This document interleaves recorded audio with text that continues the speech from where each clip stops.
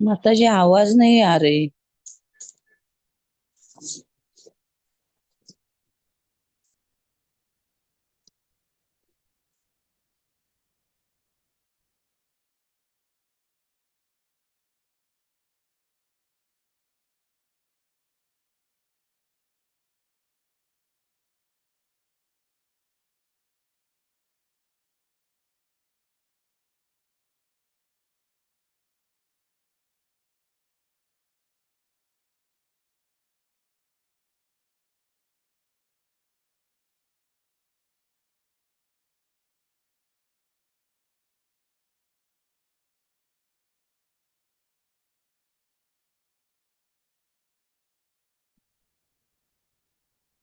हरे कृष्णा। आप सभी का स्वागत है आज के सत्र में। ओम अज्ञानतिमिरन्धस्य ज्ञानाञ्जनाशलाकाय चक्षुरुन्मिलितं येन तस्मै श्री गुरवे नमः। श्री चैतन्य मनोभीष्टं स्थापितं येन भूतले स्वयं रूप कदा मह्यं ददाति स्वपदान्तिकं। वन्देऽहं श्रीगुरून् श्रीयुतपदकमलं श्रीगुरून् वैष्णवांश्च श्रीरूपं साग्रजातां सहगण रघुनाथां वितं तं सजीवं साद्वैतं सावधूतं परिजनसहितं श्रीकृष्णचैतन्यदेव श्रीराधा कृष्णपदान् सहगण ललिता श्रीविशाखां वितांश्च नमो विष्णुपदाय कृष्णपृष्ठाय भूतले श्रीमते भक्तिवेदांत स्वामिनीति नामिने। नमस्ते सरस्वते देवे गौरवाणी प्रचारिणे निर्विशेष शून्यवादी पाश्चात्य देश तारिणे वाञ्छाकल्पतरुभ्यश्च कृपा सिन्धुभ्य एव च पतितानं पावनेभ्यो वैष्णवेभ्यो नमो नमः। श्री कृष्ण चैतन्य प्रभु नित्यानंद श्री अद्वैत गदाधर शिवासादि गौर भक्तवृंद हरे कृष्ण कृष्ण कृष्ण हरे हरे हरे राम राम राम हरे हरे। तो कल हम लोग जो है यहाँ पर थे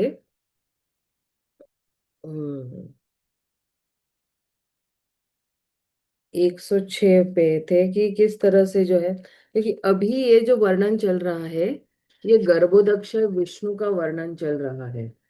तो कल हम लोग ने देखा कि किस तरह से जो है गर्भोदक्ष विष्णु जो है वो नित्यानंद महाप्रभु के ही अंश है, मतलब अंश के भी अंश है। और किस तरह से जो है गर्भोदक्ष विष्णु प्रत्येक ब्रह्मांड में प्रवेश करते हैं और जो है जो अपने रोम छिद्र से जो पसीना निकलता है उससे जो है उन्होंने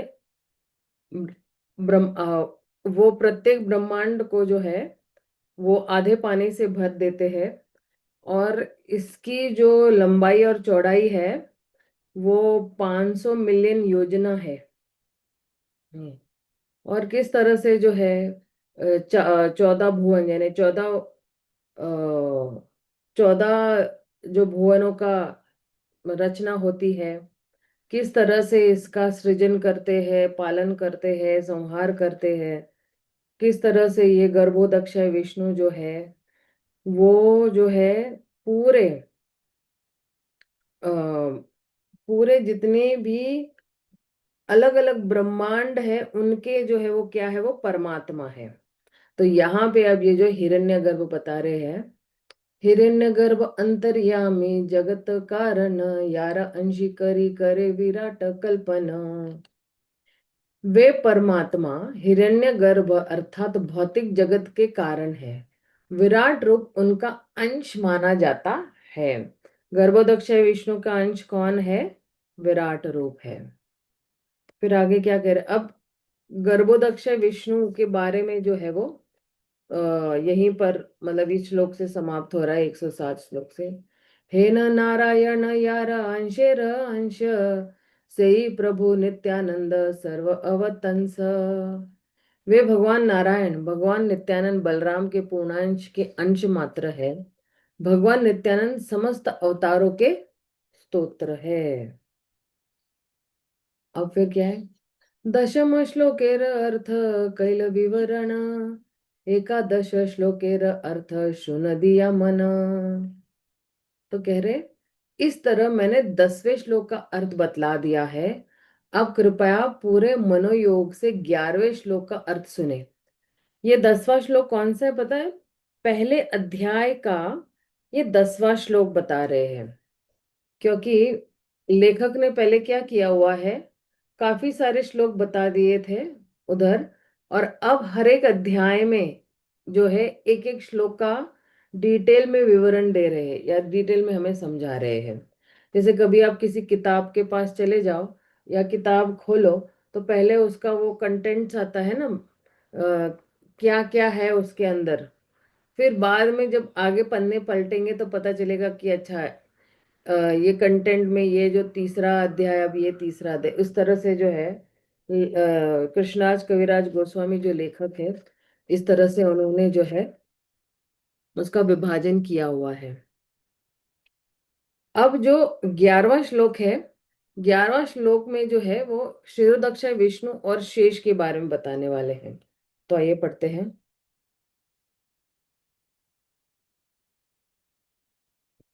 यस्यांशा शांश परमात्मा खिलाना पोष्टा विष्णु भर्ति दुग्धब्धिशायी शयन भर्ता यत कला सोप्यन संतः ततम श्री नित्यानंद रामा प्रपद्ये। तो क्या कह रहे हैं?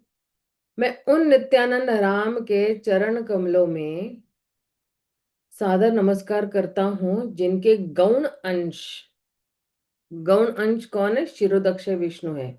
वे शिरोदक्ष विष्णु ही समस्त जीवों के परमात्मा और समस्त ब्रह्मांडों के पालक है।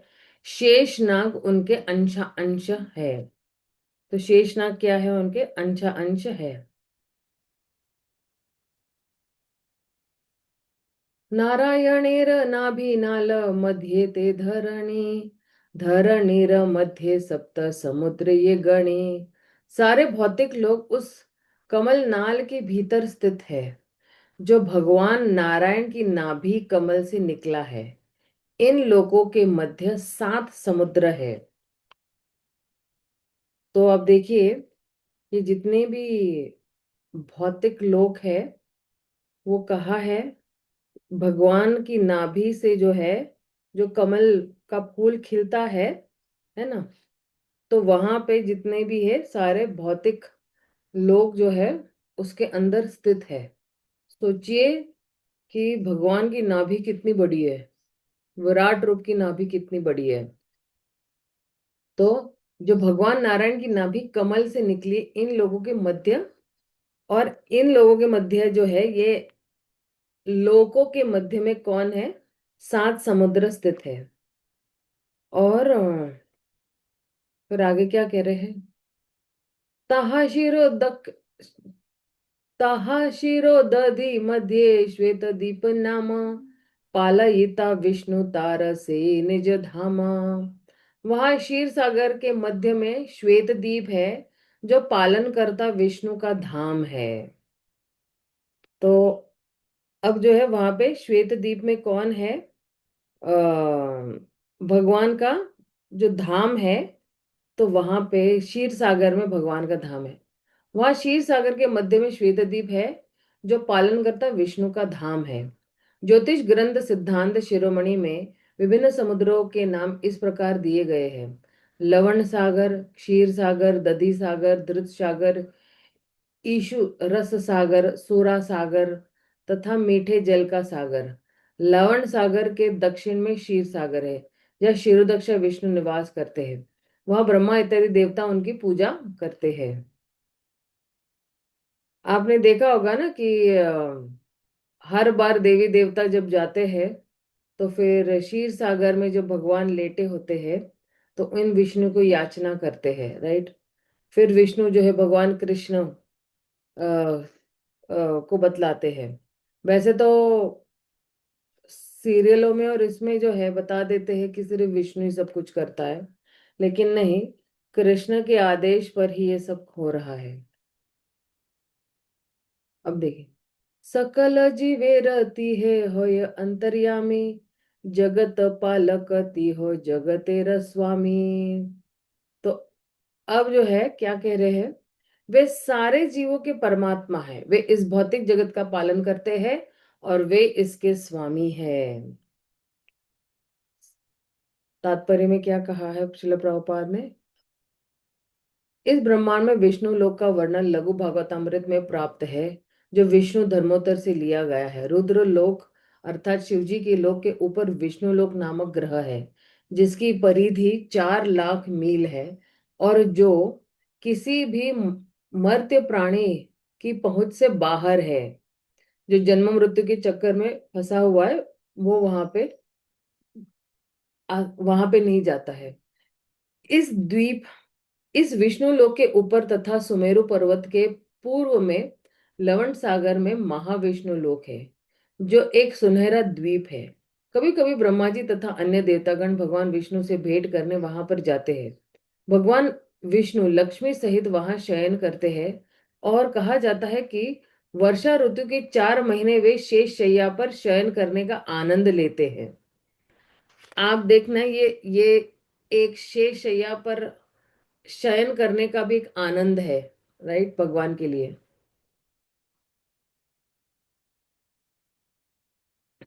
क्योंकि कैसे, जैसे वीर्य रस होता है, हास्य रस होता है, तो भगवान जो ये जो चतुर्मास में जो है 4 महीने, जो भी हमारे लिए 6 जुलाई से शुरू होगा, तो वहां पे शेष लैया पर लेटकर नींद लेने का आनंद लेते, शयन लेने का आनंद लेते। सुमेरु पर्वत के पूर्व दिशा में क्षीर सागर है, जिसमें श्वेत द्वीप में एक श्वेत नगरी है, जहां पर भगवान विष्णु अपनी प्रियतमा लक्ष्मी के साथ शेष के सिंहासन पर आसीन देखे जा सकते हैं। विष्णु का यह रूप भी वर्षा ऋतु के 4 महीनों में शयन का आनंद लेता है। क्षीर सागर में श्वेत द्वीप लवण सागर से ठीक दक्षिण में स्थित है। गणना के अनुसार श्वेत द्वीप का क्षेत्रफल 2 लाख वर्ग मील है। यह दिव्य सुंदर द्वीप भगवान विष्णु तथा उनकी प्रियतमा को प्रसन्न करने के लिए कल्पवृक्ष से सज्जित रहता है। ब्रह्मांड पुराण, विष्णु पुराण, महाभारत तथा पद्म पुराण में श्वेत द्वीप का संदर्भ मिलता है और श्रीमद् भागवतम में निम्नलिखित संदर्भ पाया जाता है। श्वेत द्वीप पतो चित्त शुद्ध धर्ममय मयि धारयच्छेव तथा याति षडुमेर हितो नर। हे उद्धव, तुम जान लो कि श्वेत द्वीप में विष्णु का दिव्य रूप मेरे रूप से दिव्यता की दृष्टि से अभिन्न है। जो भी श्वेत द्वीप में इन स्वामी को अपने हृदय में धारण करता है, वह 6 भौतिक कष्टों, भूख, प्यास, जन्म, मृत्यु, शोक तथा मोह को पार कर लेता है। इस तरह वह अपने आदि दिव्य रूप को प्राप्त कर सकता है। देखिए, इसको जब कहते हैं ना आदि दिव्य रूप, तो आदि दिव्य रूप मतलब क्या, कि जब हमारा जन्म हुआ था, मतलब हम जब भगवान से ही आए हुए थे, तो हमने चॉइस किया था, मतलब हमने हमारी स्व इच्छा से हम लोग ने जो है बहिरंगा शक्ति के मुख में जाने के लिए हम लोग ने, या बहिरंगा शक्ति की तरफ जाने के लिए हम लोग ने ये अपना स्वतंत्र निर्णय लिया था। लेकिन ओरिजिनली तो हम जो ना, वास्तविक में ओरिजिन में तो हम लोग भगवान के बच्चे हैं, तो भगवान जैसे ही गुण है, हम लोग सच्चिदानंद है। तो इसलिए यहाँ पे कह रहे इस तरह वो अपने आदि दिव्य रूप को प्राप्त कर सकते हैं। दिव्य रूप मतलब क्या, जो सच्चिदानंद से है। युग मन अवंतेर धरी नाना अवतार, धर्म संस्थापन करे अधर्म संहार। वास्तविक धर्म के सिद्धांतों को स्थापित करने करने और अधर्म के सिद्धांतों का विनाश करने के लिए भगवान विभिन्न गुणों और मनवंतरों में विविध अवतारों में प्रकट होते हैं। तात्पर्य में श्रील प्रभुपाद क्या कह रहे हैं? क्षीर सागर में शयन करने वाले भगवान विष्णु ब्रह्मांड के नियमों को बनाए रखने और उत्पाद के कारणों को विनष्ट करने के लिए विविध रूपों में अवतरित होते हैं। ऐसे अवतार हर मनवंतर में देखे जाते हैं। ब्रह्मा के एक दिन में से ऐसे 14 मनु जन्म लेते हैं, और मरते हैं, जिससे अगले मनु को स्थान मिलता है। फिर आगे क्या कह रहे? अच्छा, ये जरा कुछ तो हुआ है, एक सेकेंड।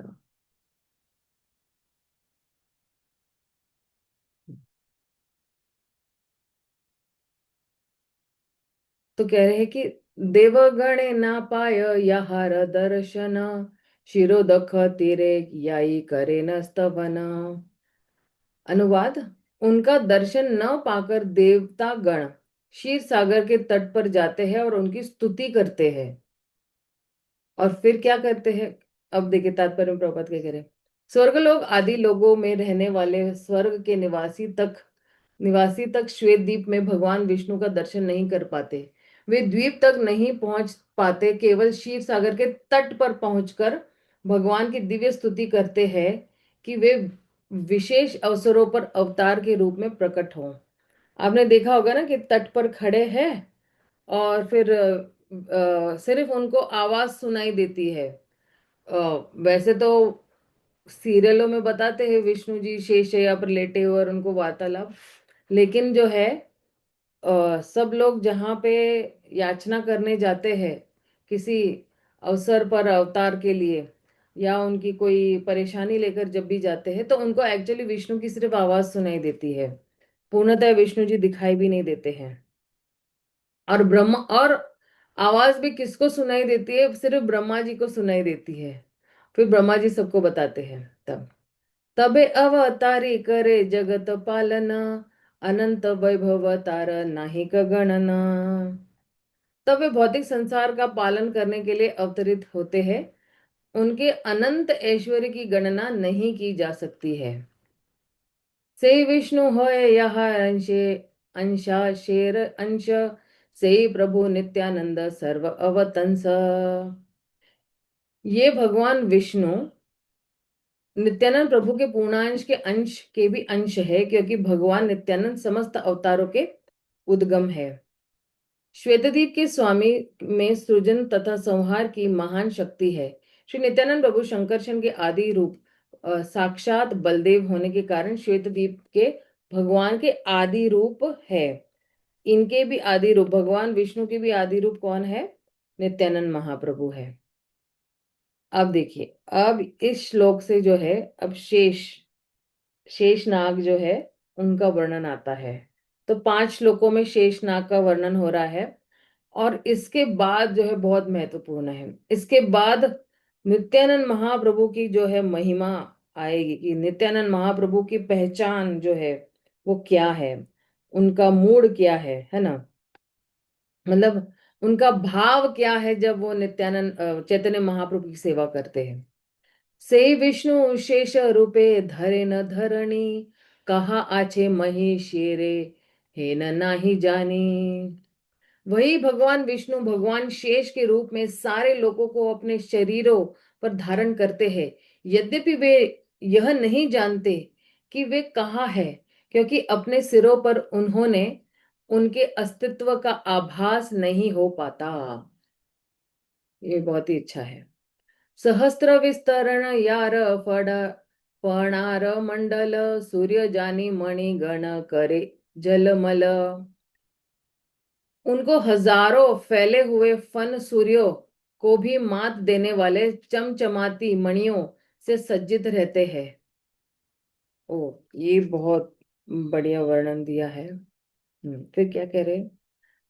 50 कोटि योजन पृथ्वी विस्तार, यहार एक फणे रहे सहर्ष आकार। यह ब्रह्मांड जिसका व्यास 50 करोड़ योजन है, उनके एक फन पर इस तरह टिका है मानो सरसों का एक बीज टिका हो। आप सोचिए, अनंत कोटि ब्रह्मांड जो है वो शेष के फन पर जो है विराजमान है, और उसमें से जो ब्रह्मांड है वो किस तरह से, मानो सरसों का एक छोटा सा दाना होता है, बीज होता है। तो तात्पर्य में श्रील प्रभुपाद क्या कह रहे हैं? हम्म श्वेतद्वीप के स्वामी शेष नाग के रूप में अपना विस्तार करते हैं। जो अपने असंख्य फनों पर सारे लोगों को धारण करते हैं। इन विशाल ब्रह्मांडों की तुलना सरसों के बीज से की गई है, जो शेष नाग के दिव्य फनों पर टिके हुए हैं। वैज्ञानिकों का गुरुत्वाकर्षण नियम भगवान शंकरशन की शक्ति की आंशिक व्याख्या है। आंशिक मतलब एक ही हिस्सा है। शंकरशन नाम शब्द रूप में गुण गुरुत्वाकर्षण के सिद्धांत से संबंधित है। श्रीमद् भागवतम में शेष नाग का प्रसंग आता है, जहाँ कहा गया है, यमाहु यमाहुरस्य स्थिति जन्म संयम त्रिभी त्रिभिर्विहीन यमन्तमृष्यः न वेद सिद्धार्थमेव क्वचित स्थितम भूमंडल मूर्ध सहस्रधामसु। हे प्रभु, वेदों की स्तुतियां घोषित करती है कि आप सृजन, पालन तथा संहार के मुख्य कारण है, किंतु वस्तुतः आप सारी सीमाओं से परे हैं और इसलिए अनंत कहलाते हैं। आपके सहस्त्र फनों पर असंख्य ब्रह्मांड सरसों के दानों की तरह इतने नग्न लगते हैं कि आपके आपको उनके भार का पता ही नहीं चलता है। भागवत में ही आगे यह कहा गया है। अब देखना ना, एक सरसों का दाना अगर मेरे सर पे रखा जाए तो मुझे क्या पता चलने वाला है कि क्या है, उस तरह हल्का फुल्का लग रहा है।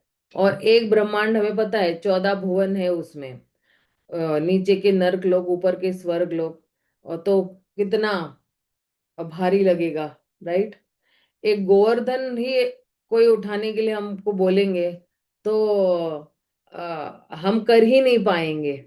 एक 5 किलो का पत्थर भी हमारे सर पे उठाने बोलो तो नहीं। और यहाँ पे भगवान जो है अनंत कोटि ब्रह्मांड अपनी फनों पर लिए हुए है। तो देखिए, अब क्यों अब देखना, भागवतम में भी जो है 10वां स्कंद जो है बहुत लेट आ रहा है ना। इससे पहले जो है 9 स्कंदों में जो है भगवान की महानता के बारे में बताया गया है। जहां पे हम भगवान की महानता जानते हैं, तो उनकी मधुरता को भी हम जो है बहुत अच्छी तरह से समझ पाएंगे। क्योंकि अब तक जो है मान सम्मान वाला व्यवहार हो गया। जब तक हम किसी को मान सम्मान नहीं देंगे, तो फिर हम उनकी मधुरता के बारे में भी नहीं समझ पाएंगे। जैसे मान लो कि जैसे प्रभुपाद भी एक्चुअली एक उदाहरण देते हैं कि एक जज है, हाँ, और वो जज जो है, आपको पता चलता है कि ये जज बड़ा न्यायी है, ये जज बहुत अच्छी तरह से न्याय करते हैं और बहुत दयालु कृपालु है ऑफिस में, है ना, कचहरी में अपने, राइट। लेकिन वही जज जो है घर जाता है तो अपने परिवारजनों से बहुत आत्मीयता से मिलते हैं, राइट। और अपने पोते पोतियों को अपने पीठ पर घोड़ा घोड़ा करके भी जो है वो लेके जाते हैं। तो एक तरफ है, हम जब उनकी महानता जानेंगे और फिर उनके निजी कमरे में जब प्रवेश करेंगे, क्योंकि निजी कमरे में प्रवेश करना यानी हृदय में प्रवेश करना, तो जितने भी जो भी ये लेखक है, कृष्णदास कविराज गोस्वामी बोलो या व्यास देव बोलो, इन लेखकों ने ये कार्य किया हुआ है कि पहले हमें कचहरी दिखा दी है और फिर अब हमें बाद में उनके निजी कमरों में प्रवेश देते। 10वां स्कंद आप यही सोचो कि आप भगवान के निजी बेडरूम में आप प्रवेश कर रहे हो, जहां पे आप उनके और गोपियों के बीच में क्या संवाद चल रहा है, या उनके और यशोदा मई, नंद बाबा, ग्वाल बाल, गोपियां, इन सब के साथ जो है उनका कैसा व्यवहार है। तो कचहरी मतलब क्या, वैकुंठ लोक, ये कचहरी है। ये जितना भी विवरण चल रहा है, क्षीरोदक्षाय विष्णु, कानोदक्षाय विष्णु, अनंत शेष, ये सारा भगवान का कचहरी में क्या जो है व्यवहार है। और फिर आगे जो है, आगे के अध्याय में जो है भगवान का हृदय क्या है। अगर हमें भी कभी कभी नहीं ऐसे लगता है ना कि अरे भगवान के हृदय में क्या हमें जानना है, तो अगर भगवान का हृदय अगर हमें जानना है तो हमें ग्रंथों को पढ़ना पड़ेगा फिर, जो हम कर रहे हैं अभी। लेकिन इन ग्रंथों को पढ़ने के बाद, जैसे एक्चुअली मैं कल ही एक हमारी भक्ति शास्त्री क्लास है, उपदेश अमृत, उसमें बता रही थी कि जो कोई भी ज्ञान लेता है ना, अब देखिए यहाँ पे ये जो है उसका जो उन्मुख है ना, आमुख है ना, उसमें तो कहते हैं कि हम्म अतएव भगवान श्री चैतन्य महाप्रभु के जीवन कार्य को समझने तथा उनके पद चिन्हों का अनुगमन करने के लिए छह गोस्वामी, रूप गोस्वामी, सनातन गोस्वामी का अत्यंत गंभीरता पूर्वक अनुसरण करना चाहिए। और कह रहे जिस प्रकार चैतन्य महाप्रभु ने अपने पीछे शिष्टाष्टक नाम के 8 श्लोक छोड़े थे, उसी तरह रूप गोस्वामी ने हमें उपदेशामृत प्रदान किया हुआ है।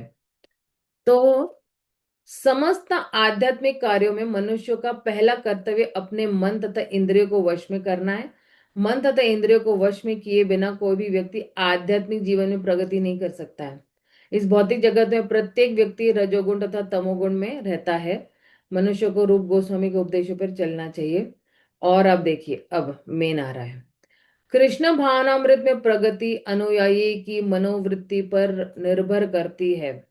बहुत ही महत्वपूर्ण सेंटेंस है कि हमारी मनोवृत्ति क्या है। कृष्ण भावनामृत आंदोलन के अनुयायी को पूर्ण गोस्वामी होना चाहिए। पूर्ण गोस्वामी यानी क्या कि इंद्रियों को जो है वो वश में करना है।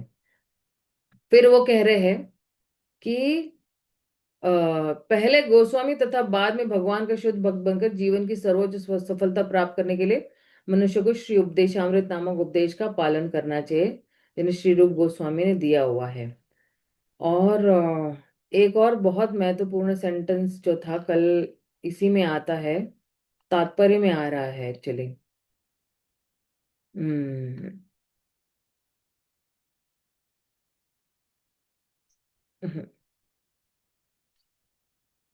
ये प्रायश्चित पे है सारा।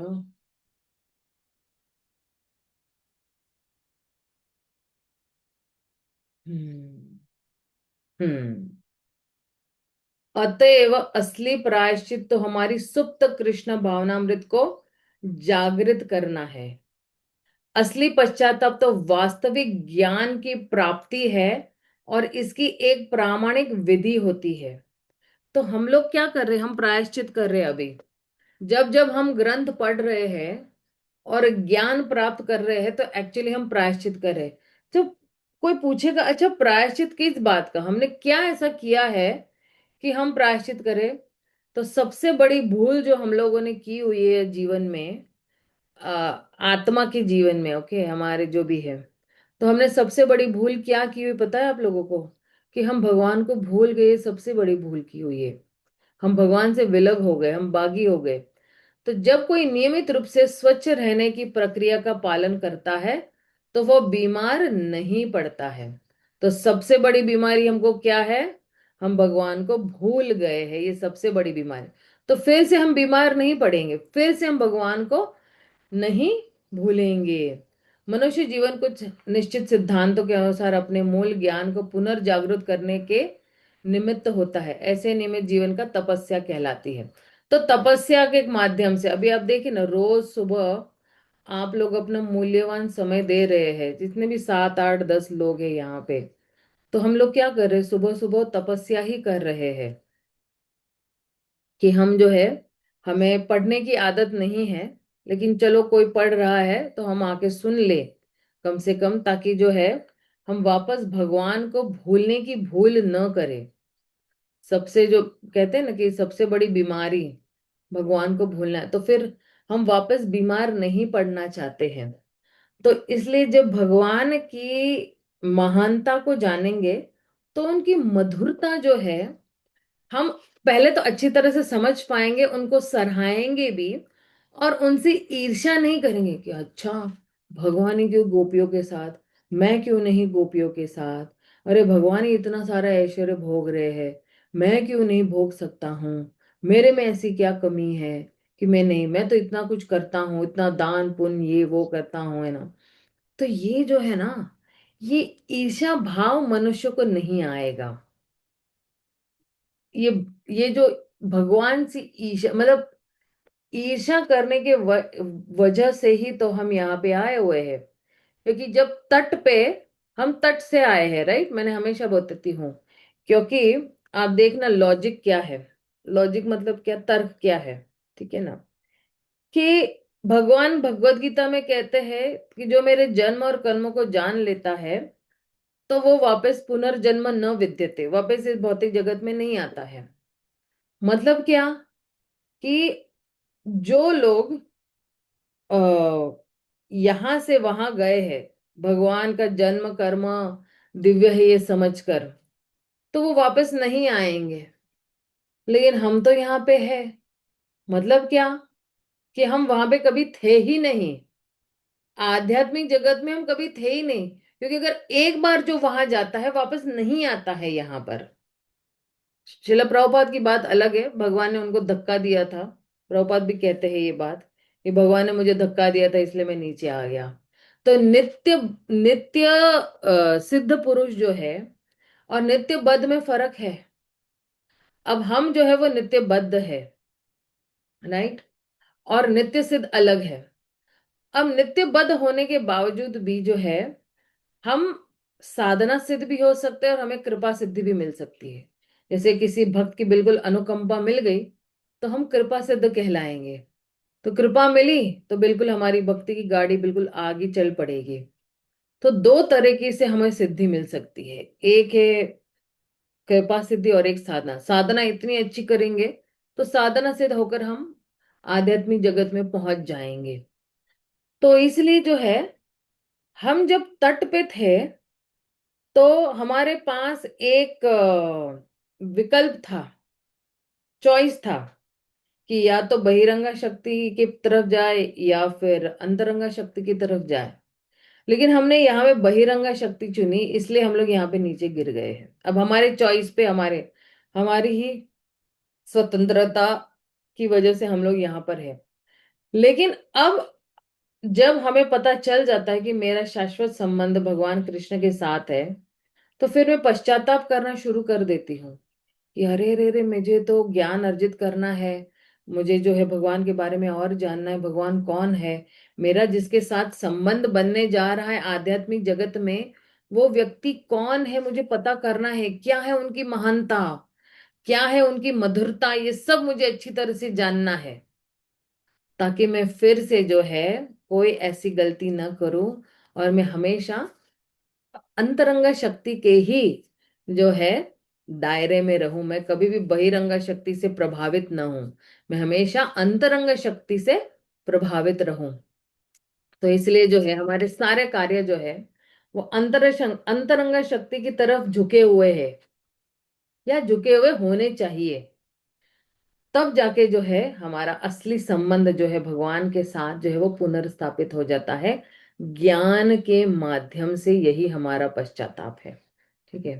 तो भागवत में क्या कह रहे, 5वें स्कंद के 25वें अध्याय में, यसेन्द्र क्षिति मंडल भुवतो न मूर्ते सहस्र शीर्ष एकस्मिन् वे शीर्षण धीर ध्रियमाण सिद्धार्थ इव लक्ष्यते।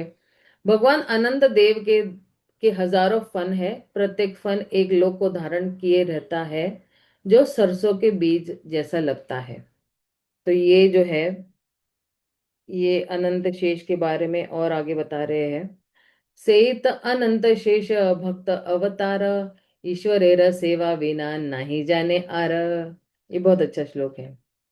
वे अनंत शेष ईश्वर के भक्त अवतार है, वे भगवान कृष्ण की सेवा के अतिरिक्त कुछ भी नहीं जानते हैं।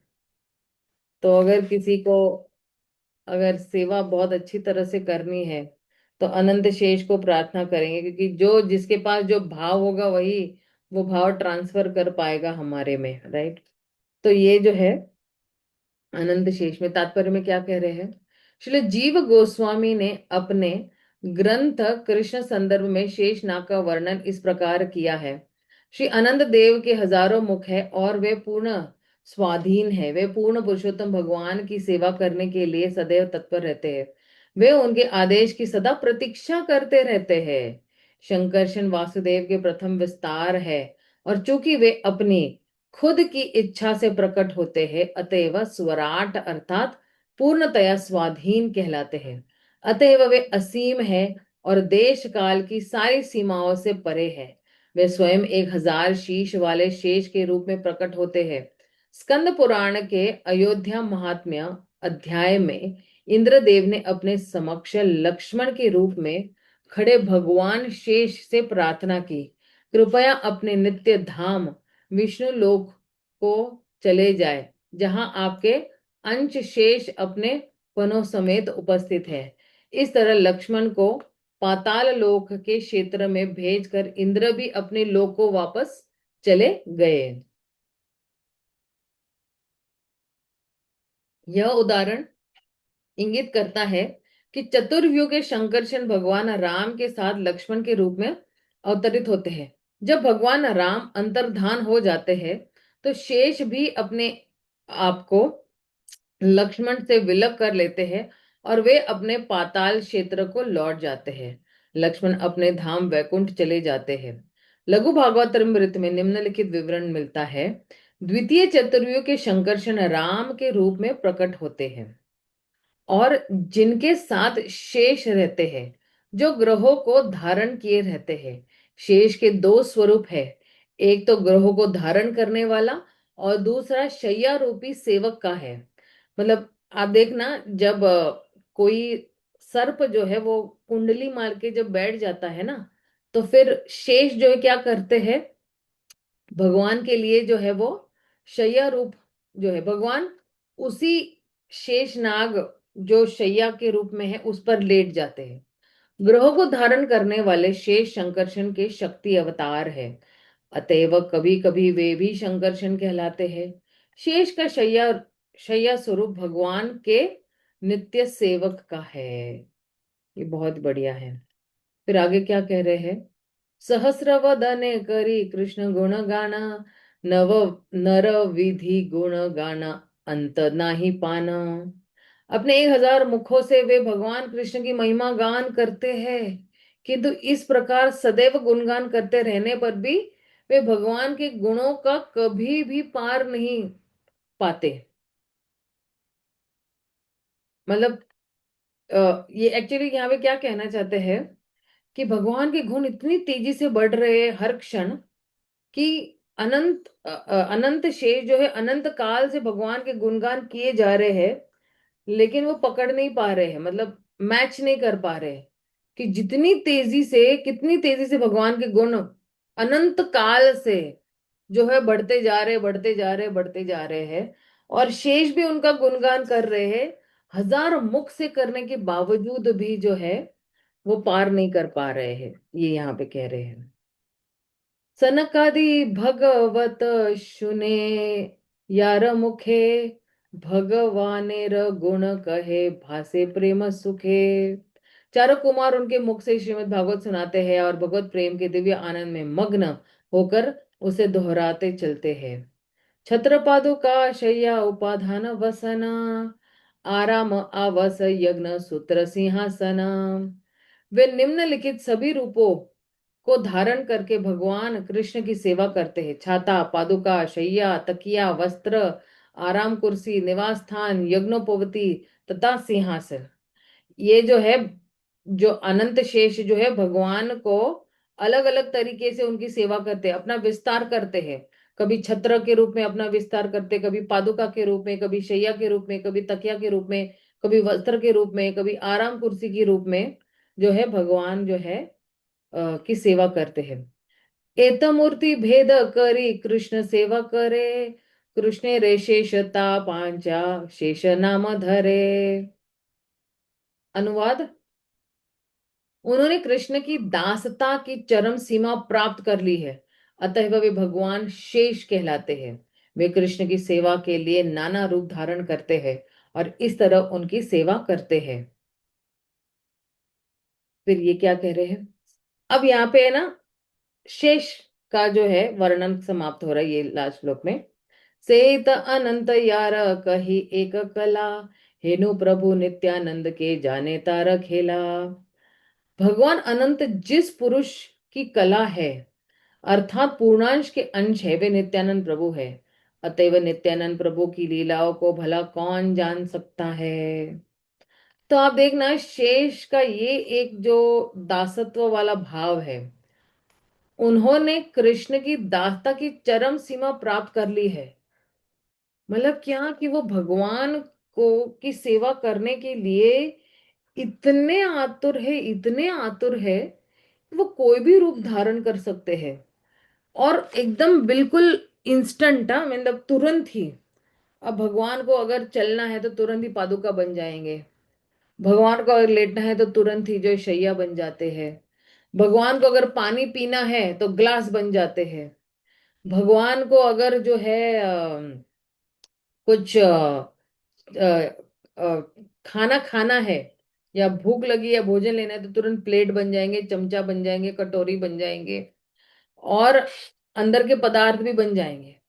तो आप सोचिए, ये दासत्व का ये जो भाव है अनंत शेष के पास, कितना कूट कूट कर भरा हुआ है। भगवान इच्छा करने से पहले ही जो है वहां पे प्रकट हो जाते हैं या रूप धारण कर लेंगे। तो ये कहते हैं कि भगवान का मन जानते हैं अनंत शेष, इसलिए तुरंत ही जो है वो जो है भगवान के सामने अपना विस्तार करके प्रकट हो जाते हैं, उनको जो है आनंद देने के लिए, उनको आराम देने के लिए। ये अनंत शेष का ये कार्य है। तो अब अब हम जो है जब ये पढ़ते हैं अनंत शेष की जो ये व्याख्या दी हुई है, उनके उनके गुणगान दिए हुए हैं, और अनंत शेष जो है भगवान के गुणगान कर रहे हैं, तो जब हम सुनते हैं तो ये हमें मननम करना चाहिए कि हम अपने जीवन में इसको कैसे लागू करें। अच्छा, ये तो मैंने अनंत शेष के बारे में पढ़ा, मैंने क्षीरोदक्ष विष्णु के बारे में पढ़ा। तो अनंत शेष की ये जो है गुण है कि हर वक्त भगवान के गुणगान कर रहे। क्या मैं हर वक्त भगवान के गुणगान कर रही हूँ या कर रहा हूँ? तो ये बहुत ही विचार करने योग्य है कि क्या हम प्रजल्प कर रहे हैं या भगवान के गुणगान कर रहे हैं।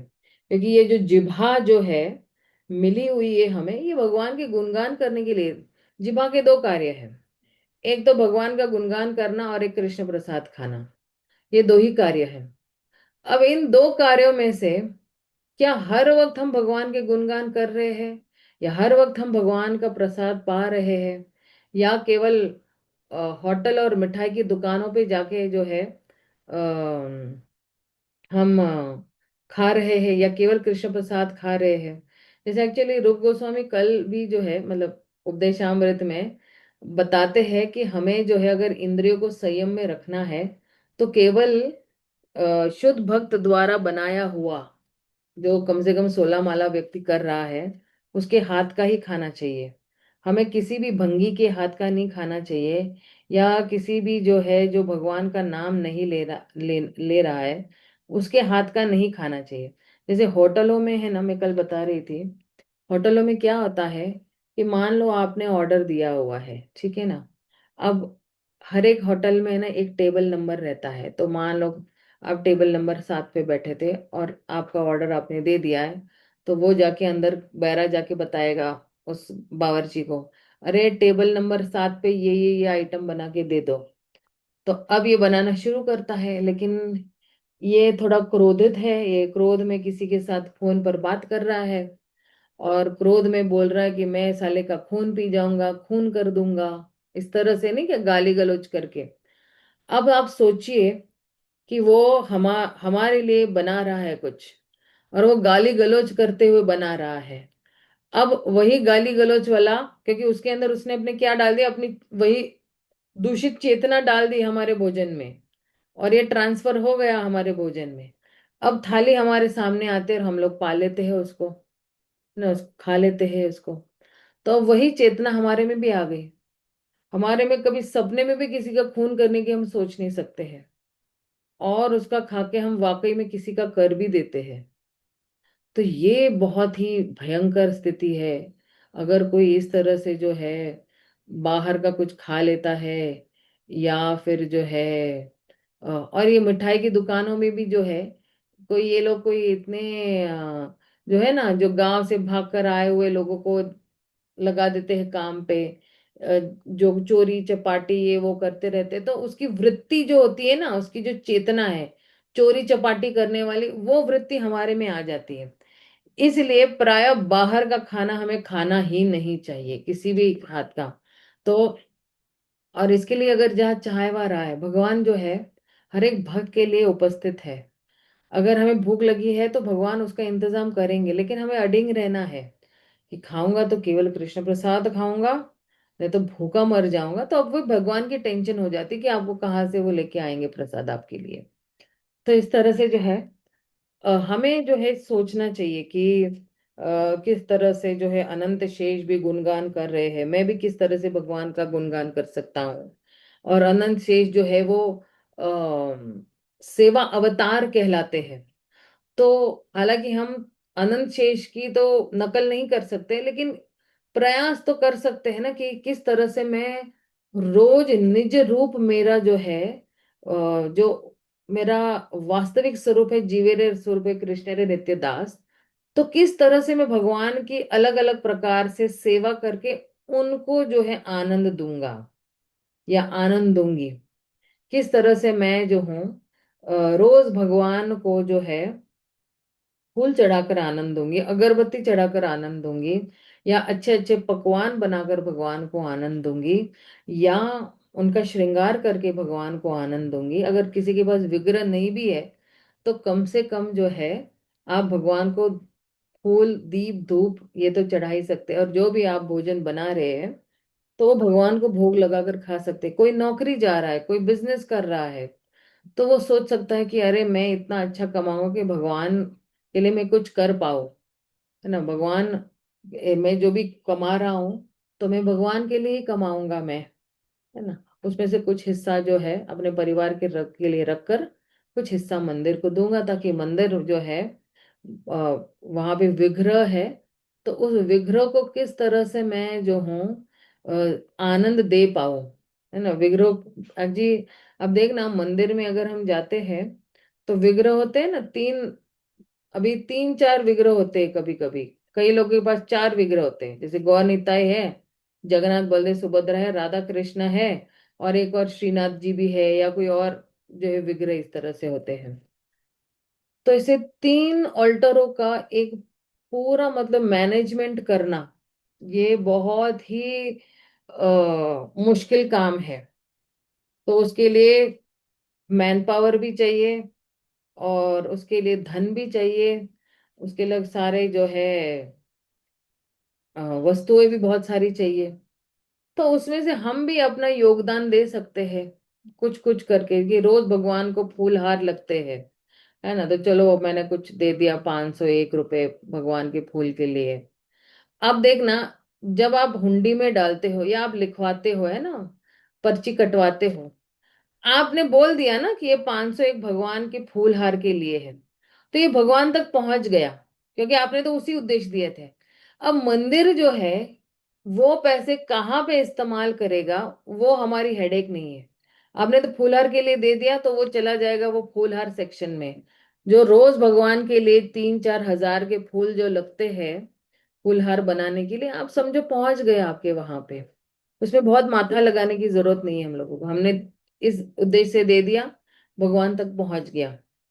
और आप देखना, जब गृहस्थ लोग जब दान देते हैं तो उनका ये जो धर्म का अस्तित्व बना रहता है। अगर कोई दान नहीं कर रहा है तो वह अपने धर्म के स्तर पर से नीचे गिर जाता है। जैसे ब्रह्मचारियों का धर्म क्या है? वेद पाठ पठन करना और पढ़ाना, है ना। गृहस्थों का क्या है कि दान, यज्ञ दान और तपस्या करना। ये ये गृहस्थों का ये है। वानप्रस्थों का भी वही है, और सन्यासियों को क्या है, फिर से ब्रह्मचारी को जैसा है कि वेद पाठ पठन पढ़ के लोगों को जो है वो समझाना। तो इससे उनका जो धर्म है वो बना रहता है, इस धर्म का अस्तित्व बना रहता है। वरना हम अपने स्तर से गिर जाते हैं। ये तीन चीज अगर हम नहीं करते हैं, इसलिए आप देखना भगवत गीता में भगवान इन तीन चीजों पर बहुत बल देते हैं ना, यज्ञ दान और तपस्या। और इसके बारे में काफी कुछ डिटेल में भी बताया हुआ है उन्होंने भगवत गीता में। तो हमें यही सोचना है कि किस तरह से मैं भगवान की सेवा करूंगा। अरे अनंत शेष इतना अच्छी सेवा कर रहे हैं तो मुझे भी कुछ करना है भगवान के लिए। तो जब हम ये सब पढ़ रहे हैं तो थोड़ा हमें भी थोड़ा विचार करना चाहिए। अच्छा, मैं इसी बात पे यहाँ पे विराम देती हूँ, सॉरी, क्योंकि जो है समय काफी आगे बढ़ गए हम लोग, 8:23 हो गए हैं। तो मैं यहीं पे विराम देती हूँ, हम कल फिर से मिलेंगे। और कल से जो है वो शुरू होगा नित्यानंद महाप्रभु की महिमा का गुणगान। नित्यानंद महाप्रभु कौन है, किस तरह से जो है नित्यानंद महाप्रभु की कृपा के बगैर चैतन्य महाप्रभु की हमें कृपा नहीं मिल सकती है, बहुत डिटेल में हम लोग जो है ये सब देखेंगे। ठीक है, श्रील प्रभुपाद की जय, कृष्णराज कविराज गोस्वामी की जय। हरे कृष्णा, हरि बोल।